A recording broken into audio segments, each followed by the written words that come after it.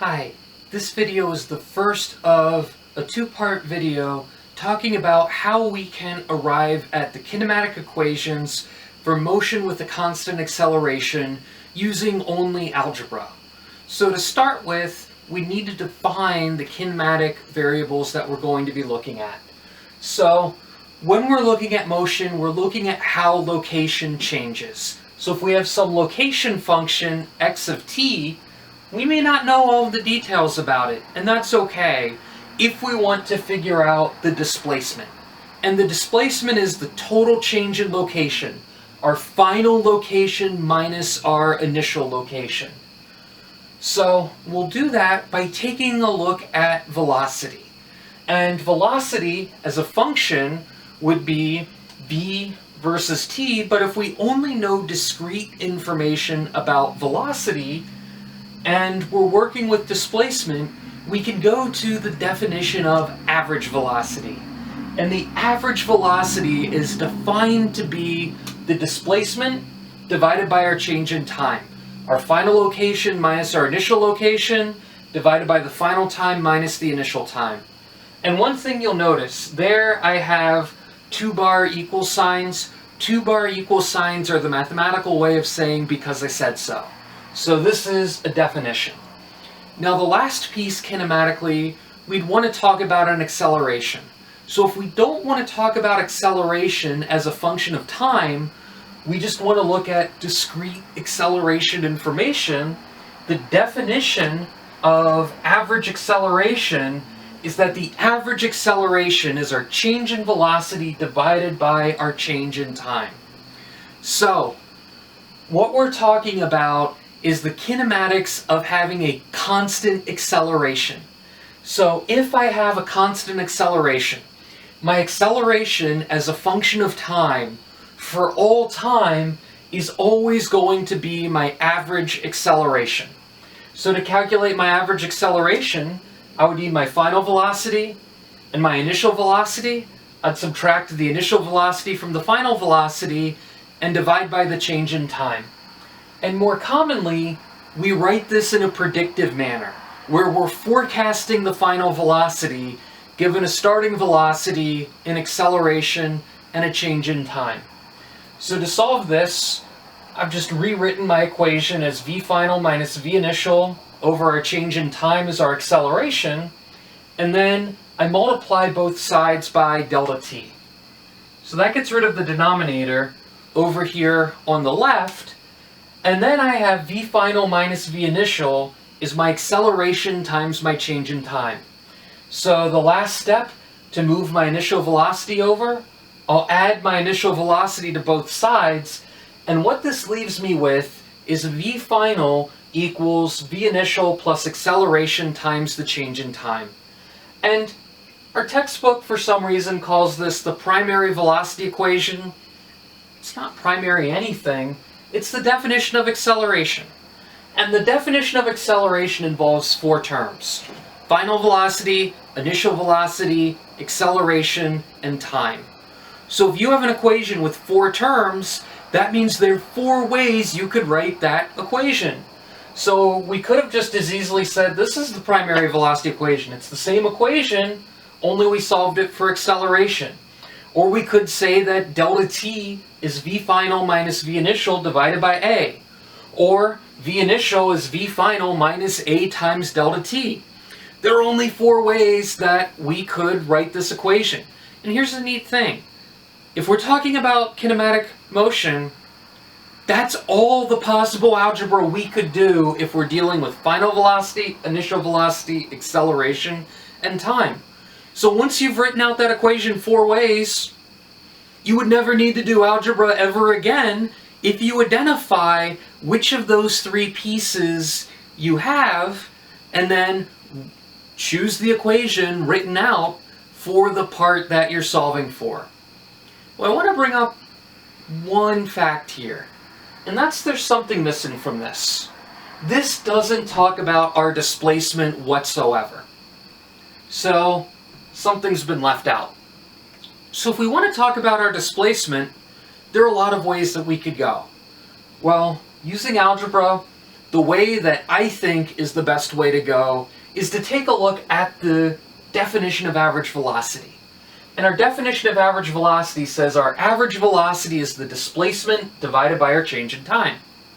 So, doing the exact same math that I did to solve for my change in velocity, I'd get my displacement is my average velocity times my change in time. So, if I could figure out what my average velocity is, this would give me a way of predicting what my displacement would be. Well, if I could calculate my acceleration, that means I would need to know an initial velocity, a final velocity, and a change in time. I'd be able to make a graph. And knowing that the acceleration is constant, there are two possible graphs we could be dealing with. We could have a straight line with a positive slope, or a straight line with a negative slope. That's it. Those are all of the possible graphs of velocity versus time with a constant acceleration. It just matters where your zero is. So, say we only know the starting and ending point of that graph. The acceleration would be the slope, but if we don't have the acceleration yet, we just know we have a point here, a point there, and there's some time t between those two endpoints. Is that enough information to calculate average velocity? Well, if you think back to statistics 00001, when we talk about averages, the simple way to calculate an average is to add everything together and divide by the total. I have 1 point, 2 points. So that means my average velocity should just be my initial velocity plus my final velocity divided by the fact that I have two velocities. And it turns out that works. That is exactly the case. And there are a number of ways you can mathematically prove this, but I just want to talk about this graphically. Now imagine I were to take this average and plot it on this graph that I conveniently erased 30 seconds ago. Well, my average point would occur at half the time, and it would be exactly halfway between my initial and final. Well, now if I were to go and find this average, if I were to average those 3 points together, I would get an average that would still be my initial plus my final divided by 2. You could imagine for every point from the beginning to this average point, there's going to be a point from the middle to the end where there's a one-to-one correspondence where those 2 points would add together and give you the average.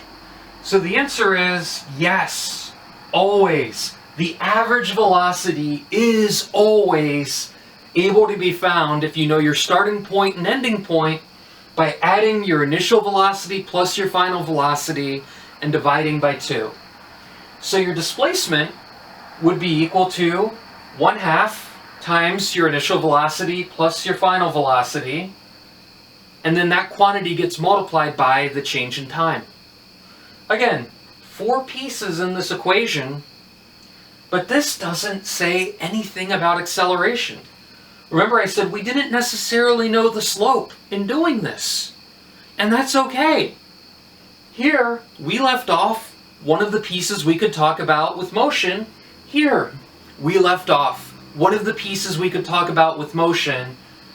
In this first equation, we had 4 possible parameters, and we'd need to find 3 to solve. Here, we have 4 possible parameters, and again, we'd need to find 3 to solve, and there would be 4 ways that we could write this equation. So the mnemonic that I like to use for kinematics is kinematics involves 5 pieces. The displacement, with velocity, there's the initial velocity and the final velocity. So there are 3 pieces. Our change in time is the 4th piece, and our acceleration is the 5th piece. So if you want to solve a kinematic problem with constant acceleration, you need to identify 3 known pieces of information. And as long as you have 3 known pieces of information, there'll be 2 unknowns. One of those unknowns you are going to be asked to solve for in a problem, The other one is telling you which parameter you don't need. So you can classify these families of kinematic equations by what's missing. So if you don't know displacement and you don't need to know displacement, use this first family involving the definition of acceleration. If you don't need the acceleration, use the second family involving the definition of displacement from average velocity. And then we could take these two pieces and combine them together in 3 additional ways to get 3 more sets for a total of 5 families of equations, each of which could be solved one of 4 different ways. So that means there are 20 possible ways that you could write the equation of motion in kinematics. And this is why physics teachers always emphasize, do your algebra first. Solve as much as you can before you start filling in measurements, before you start filling in numbers. Because there are 20 possible algebraic formulas that you could work out if you're doing kinematic motion in 1 dimension with a constant acceleration. And once you've written out all 20 ways, you just need to think, all right, what are my 3 knowns? Which unknown do I not care about? So what am I solving for? That'll help you filter out which of those 20 steps you would want to go through